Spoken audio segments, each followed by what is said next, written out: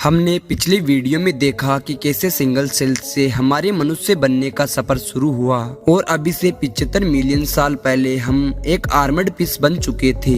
हमारी लंबाई तकरीबन 1 फुट की थी और हमारा भोजन छोटी छोटी मछलियां थी, लेकिन अभी भी समुद्र पर रास्तों किसी और का ही चल रहा था। अब हमारे पास सिर्फ 2 ही रास्ते थे, या तो समुद्री मॉन्स्टर्स का भोजन बन जाए और अपनी जर्नी को यहीं समाप्त कर दे, या सरवाइव करने के लिए कोई और रास्ता चुने। और हमने चुना उथला पानी। उथले पानी में समुद्री मॉन्स्टर्स नहीं आ सकते थे, लेकिन यहाँ पर भी एक समस्या थी। यहाँ पर ऑक्सीजन की कमी थी। अपने आप को बचाने के लिए करीब 375 मिलियन साल पहले हमने कुछ ऐसा किया जिसको इससे पहले किसी भी मछली ने नहीं किया था। हमने पहली बार अपना मुंह पानी से बाहर निकाला और पहली बार हवा को अपनी सांस के रूप में खींचा। अब जो हवा हम खींच रहे थे उसके लिए हमारे शरीर में नए आर्गन का विकास हुआ, हमारे फेफड़ों का विकास हुआ। अब हम एक थियस्टिका बन चुके थे। अब हम हवा पानी दोनों में श्वास ले सकते थे। अब हमारे पास लंग्स और गिल्स दोनों मौजूद थे। आज के समय में हमारे गिल्स पूरी तरह से खत्म हो चुके हैं, क्योंकि अब हमें गिल्स की कोई जरूरत नहीं पड़ती और अब केवल हम लंग्स के सहारे ही जिंदा रह सकते हैं। लेकिन अभी भी गिल्स की मैकेनिज्म हमारे शरीर में बनी हुई है, जिससे हमें कभी कभी हिचकियां आने लगती है। अभी से तकरीबन 365 मिलियन साल पहले हमने अपने सिर को पानी से बाहर निकाला और एक नई दुनिया को एक्सप्लोर करने चले। हमारे पास पानी से बाहर जमीन पर एक खूबसूरत दुनिया नजर आ रही थी और हम पहली बार पानी से बाहर निकलकर जमीन पर आए, जहां एक नई दुनिया हमारा इंतजार कर रही थी। ये एक अद्भुत पल था जब हमने एक नई दुनिया की खोज की।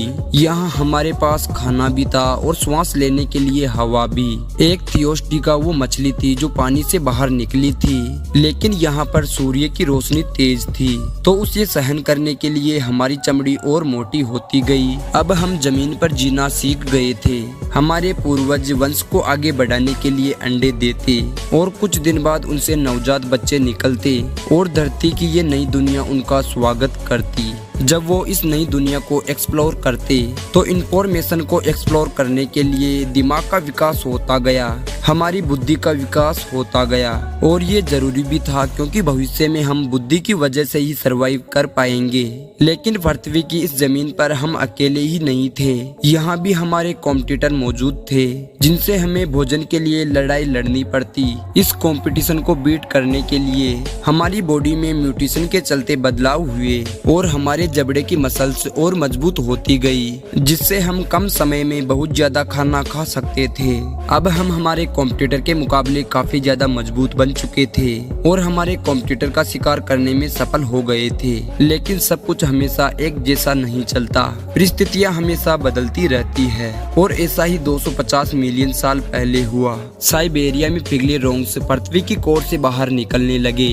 इस मैग्मा की वजह से हानिकारक गैस कार्बन डाइऑक्साइड ने सूरज की हीट को पृथ्वी पर ट्रैप करना शुरू कर दिया, जिससे पृथ्वी का तापमान बहुत ज्यादा बढ़ गया।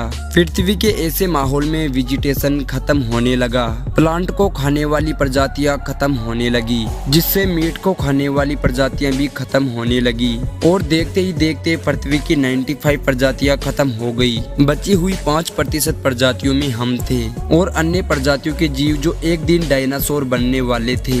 धीरे धीरे प्रकृति की मार खत्म हुई, पृथ्वी का माहौल फिर से खुशहाल होता गया। तब हम एक बड़ी छिपकली की तरह दिखाई देते थे। कुछ सालों बाद हमारे शरीर का विकास हुआ और अब हम एक बड़ी बिल्ली के आकार जैसे दिखाई देने लगे। और अब हम हमारे शरीर को घसीटते हुए नहीं, बल्कि अपने पैरों पर आगे बढ़ने का दमखम रखते थे।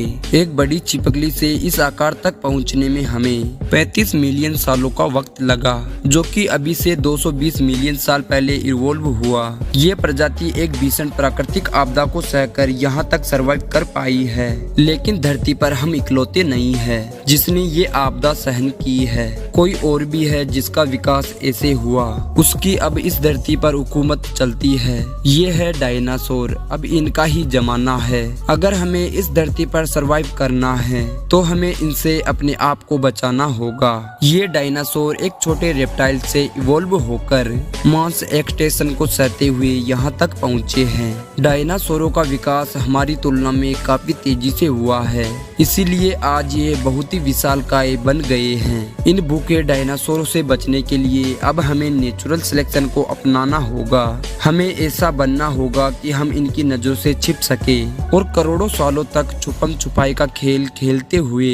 और अभी से 66 मिलियन साल पहले नेचुरल सिलेक्शन के चलते हमारा साइज छोटा होता गया और हम एक छछूंदर की तरह दिखाई देने लगे। अब हम जमीन के अंदर बिल बनाकर अपने आप को छुपाने लगे। अब हमें डायनासोरों द्वारा देख पाना आसान नहीं था। हमारे शरीर पर घने बाल थे और जब भी हमें सर्दी लगती तो ये सारे खड़े हो जाते थे, जिससे हवा हमारे बालों में कैद हो जाती थी, जो इंसुलेशन का काम करती और हमें ठंड से बचाती। आपने देखा होगा सर्दियों में आज भी हमारे रोंगटे खड़े हो जाते हैं। हालांकि अब हमें इनकी जरूरत नहीं है, तो अब हमारे शरीर पर बाल भी कम है, क्योंकि अब हम अपने अनुकूल वातावरण को बना सकते हैं और आर्टिफिशियल चीजों की मदद से वातावरण के अनुकूल अपने आप को ढाल सकते हैं। खैर, अब भी डायनासोरों का खतरा बना रहता था, तो हमें चौकन्ना रहना होता और डायनासोर हमें देखे इससे पहले हमें उनका आभास होना चाहिए था। हमने फिर से एक बार नेचुरल सिलेक्शन को अपनाया और हमारी इंद्रियां और ज्यादा शार्प होती गई। हमारे देखने, सुनने और डायनासोर को सूंघने की क्षमता बढ़ती गई और इससे पहले डायनासोर हमें देखते हम चौकन्ना हो जाते। अब हमारा दिमाग जटिल होता जा रहा था, क्योंकि अब हमें सिचुएशन के हिसाब से तुरंत फैसले लेने की जरूरत थी। अब इंसानों का भविष्य इस छोटी सी प्रजाति पर निर्भर है। अगर ये अपने छोटे से दिमाग और तेज सेंसेस का इस्तेमाल करने में फेल हुए तो हमारा कोई अस्तित्व नहीं रहेगा। लेकिन इन्होंने इस बाधा को भी पार करना सीख लिया। हम इंसानों के लिए अगर कोई अच्छी चीज हुई तो वो थे डायनासोर। उन्हीं की वजह से आज हमारे पास तेज दिमाग और पावरफुल सेंसेज है। इससे पहले हमारे पूर्वज अंडे दिया करते थे, लेकिन सिचुएशन कुछ ऐसी थी कि जहां खुद अपनी जान बचाने के लेने के देने पड़ रहे थे, तो ऐसे माहौल में भला अपने अंडों की देखभाल कैसे करते। तो इन्होंने फिर से एक बार नेचुरल सिलेक्शन को अपनाया और कुदरत ने इन्हें एक और शक्ति दी। वो शक्ति थी एक जिंदा बच्चे को जन्म देना। अब बच्चों का विकास शरीर से बाहर नहीं बल्कि शरीर के अंदर खोख में होने लगा और उन नन्हे बच्चों को भोजन देने के लिए हमारी स्वीट ग्लैंड विकसित होकर मेमोरी ग्लैंड में बदल गई, जिससे अब हम इस काबिल हो गए कि अपने नन्हे बच्चों को दूध पिलाकर उनकी भूख शांत कर सके। इस नेचुरल सिलेक्शन की वजह से अब हमारी प्रजाति का इस दुनिया में सरवाइव करना और आसान हो गया। ये सिंगल सेल से इंसान बनने में हमारे लिए बहुत बड़ी उपलब्धि थी। इस छोटे से जीव से लगभग 4000 प्रजातियां विकसित हुई, एक छोटे से चूहे से लेकर व्हेल तक और हम इंसानों तक। यहाँ से मैमल्स का जमाना शुरू हो गया। लेकिन अभी भी पृथ्वी पर हुकूमत डायनासोरों की चल रही थी, लेकिन कुदरत के सामने किसी की भी नहीं चलती।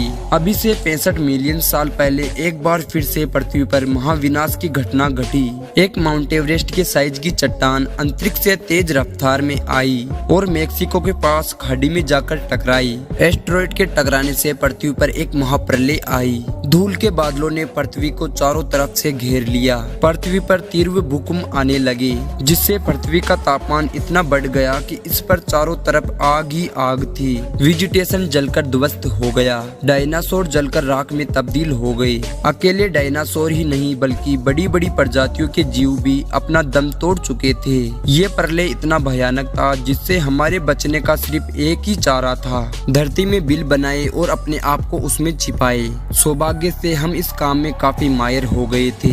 पृथ्वी पर जितने भी भारी भरकम जानवर थे अब वह विलुप्त हो चुके थे। केवल छोटे छोटे जीव ही इस आपदा में सरवाइव कर पाए। इस महाप्रलय ने फिर से पृथ्वी की 95 प्रजातियों को विलुप्त कर दिया। साथ ही पेड़ पौधे खत्म हो गए। लेकिन प्रकृति का एक नियम है नवनिर्माण, और कोई भी नया निर्माण हो उससे पहले पुराने निर्माण को खत्म होना पड़ता है। इस महाप्रलय में छोटे छोटे कॉकरोच सरवाइव कर गए। अब हमारा भोजन यही थे। धीरे धीरे पृथ्वी की परिस्थितियाँ फिर से बदली। महाप्रलय को अब 5 मिलियन साल बीत चुके थे। वनस्पति जीवन ने एक बार फिर से पृथ्वी को हरा भरा कर दिया। पेड़ों पर फल लगने लगे जिनमें सारे पोषक तत्व मौजूद थे जो हमें चाहिए थे। लेकिन परेशानी ये थी कि फल पेड़ों पर लगते थे और हम जमीन पर रहते थे। तो मदर नेचर ने एक बार फिर से हमें सेलेक्ट किया और एवोल्यूशन कुछ ऐसा हुआ कि अब हम बंदरों की तरह पेड़ों पर उछल कूद कर सकते थे, पेड़ों पर लगे फलों को खा सकते थे। अब हमें जमीन से कोई लेना देना नहीं रहा, क्योंकि एक पेड़ से दूसरे पेड़ पर उछल कूद करके अपना भोजन जुटा सकते थे। लेकिन हमारी दुनिया ऐसी नहीं रहने वाली थी। धीरे धीरे हमारी पूंछ गायब हो गई और हाथ लंबे होने लगे, जिससे हम अपनी बाहों को स्ट्रेच करके फलों को आसानी से तोड़ सकते थे। हम हमेशा पेड़ों की टहनियों से चिपके रहते थे। पृथ्वी के तापमान में आए बदलावों ने हमारे पूर्वजों को पूरी तरह से बदल दिया।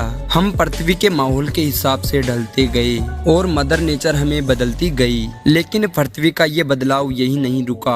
अफ्रीकन और अरेबियन प्लेट खिंचने लगा, जिससे ईस्ट अफ्रीकन रिफ्ट वैली का निर्माण हुआ और उसके किनारों पर 3.5 मिलियन लंबी पर्वतमाला बन गई। कभी इंडियन ओशियन से पैदा हुए बादल पूरे अफ्रीका में पानी बरसाते थे, लेकिन अब उन बादलों को ये पर्वतमाला रोक रही थी, जिस वजह से अफ्रीका के उस क्षेत्र में सूखा पड़ने लगा। पेड़ खत्म होने लगे, जंगल खत्म होने लगे। लेकिन सबसे बड़ी परेशानी ये थी कि हमारे पूर्वज अफ्रीका के उसी भाग में फंसे हुए थे जहाँ सूखा था। प्रकृति का ये बदलाव बहुत बड़ा था, क्योंकि अब हमें भोजन नहीं मिला तो हमारा सिंगल सेल से इतना कॉम्प्लेक्स जीव बनने का सफर यहीं खत्म हो जाएगा। अब हमें अपने आप को बचाने के लिए कुछ ऐसा करना होगा जैसा आज से पहले हमारे किसी भी पूर्वज ने ऐसा नहीं किया था। कभी यहाँ घना जंगल हुआ करता था, लेकिन अब एक आधी पेड़ नजर आते हैं। हम इन पेड़ों पर खड़े हो सकते हैं, इन पर चल सकते हैं और छोटी छोटी शाखाओं पर लगे फलों को खाने की कोशिश करते हैं। लेकिन हमारी भूख को शांत करने के लिए यहाँ पर्याप्त भोजन नहीं था। जो भी पेड़ मौजूद है वो दूर दूर है। इसीलिए अभी से 4.4 मिलियन साल पहले हमने पहली बार जमीन पर चलना सीखा। अब हम केवल 2 पैरों पर चल सकते हैं,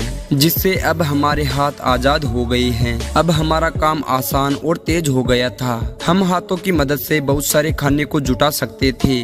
2 पैरों पर चलने के कारण हम तेज तो बहुत हुए। इससे हमें खाना पीना और आसरा ढूंढने में आसानी हुई। लेकिन 2 पैरों पर चलने की वजह से चाइल्ड बर्थ में कठिनाइयाँ होने लगी, जिससे फुली डेवलप बच्चे को जन्म देना आसान नहीं था। ऐसे में एक बार फिर से नेचुरल सिलेक्शन ने अपना काम किया। हम ऐसे बच्चे को जन्म देने लगे जो समय से पहले पैदा हो जाते। माँ की कोख में बच्चे का जो जरूरी विकास होना होता वो हो जाता और बचा हुआ डेवलपमेंट जन्म के बाद होता। आपने देखा होगा, हम इंसान एक ऐसी प्रजाति है जो जन्म लेने के बाद भी कमजोर होते हैं, जिनको अपने पैरों पर चलने में महीने लग जाते हैं और माँ को सालों तक अपने शिशु को दूध पिलाना होता है, उसकी केयर करनी होती है, तब जाकर उसका शरीर फुल्ली डेवलप होता है। लेकिन आपने ये भी देखा होगा कि जानवरों के बच्चों के साथ ऐसा नहीं होता, क्योंकि जब जानवर अपने बच्चे को जन्म देता है तो जन्म के कुछ घंटों बाद ही वह बच्चा उछल कूद करने लगता है। लेकिन ऐसा इंसानों के बच्चों के साथ नहीं होता। धीरे धीरे हमने खेती करना सीखा, हमने पशुओं को पालना सीखा, हमने ग्रुप में रहकर गांवों और शहरों का निर्माण किया, हमने पहिए की खोज की, हमने रेलगाड़ी बनाई, हवाई जहाज बनाई, रॉकेट बनाए। कभी भोजन की तलाश में हमने पेड़ों को छोड़ जमीन पर पहला कदम रखा था, लेकिन आज हम ज्ञान की भूख में चंद्रमा पर पहला कदम रखे हैं। हमने संस्कृतियाँ बनाई, हम पृथ्वी के कोने कोने में फैल गए। कभी हमें भोजन की भूख हुआ करती थी, लेकिन आज हमें ज्ञान और कुछ नया सीखने की भूख है। तो दोस्तों, ये था सिंगल सेल से इंसान बनने का सफर। अगर आपको ये वीडियो अच्छा लगा हो तो वीडियो को लाइक और ऐसे ही वीडियो देखने के लिए हमारे YouTube चैनल को सब्सक्राइब कर लीजिएगा। वीडियो पूरा देखने के लिए धन्यवाद।